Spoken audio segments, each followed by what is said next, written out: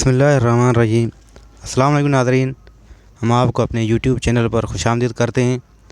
آج ہم آپ کو سابق چیئرمین پی ٹی آئی اور سابق وزیر اعظم عمران خان کے حوالے سے 3 اہم خبریں بتانے جا رہے ہیں، اور پی ٹی آئی کے کارکنوں اور عمران خان کے چاہنے والوں کے لیے 3 انتہائی بری خبریں ہیں، وہ ہم آپ کے ساتھ شیئر کرتے ہیں۔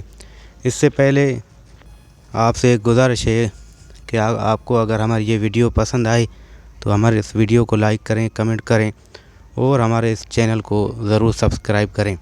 تو چلیے ناظرین، شروع کرتے ہیں۔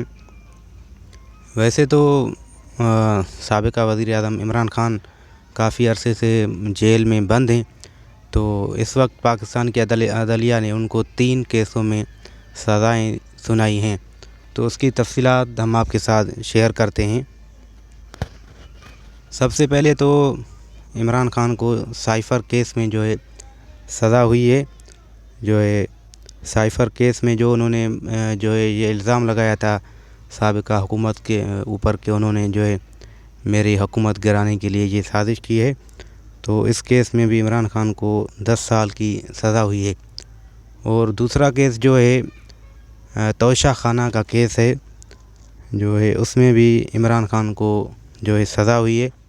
توشہ خانہ کا کیس تو آپ کو معلوم ہوگا کہ ان کو تحائف ملے تھے بیرون ممالک سے، وہ تحائف اس نے بیچے تھے، تو اس حوالے سے عمران خان کے خلاف عدالت میں کیس چل رہا تھا، تو اس کا بھی فیصلہ آ چکا ہے۔ اس میں عمران خان اور اس کی بیگم بشرا بی بی کو 14 سال کی قید کی سزا ہوئی ہے۔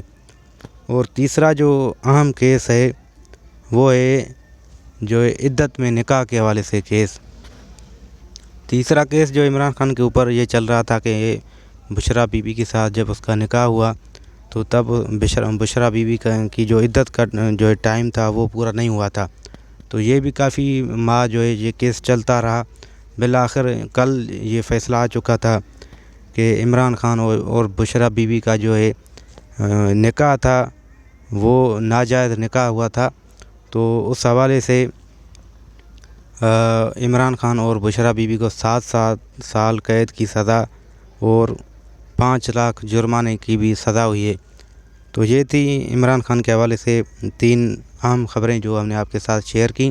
یہ کیسز تقریباً 1 سال سے عمران خان کے خلاف ان کی سنوائیاں ہو رہی تھی، ان کی عدالت میں کیس چل رہے تھے۔ بالآخر یہ 3-4 دن میں مسلسل ان کیسز کا فیصلہ ہو چکا ہے، اور ان کیسز میں عمران خان کو 10 سال کے لیے نااہل بھی قرار دیا گیا اور سزا بھی ہوئی ہے۔ بہت شکریہ۔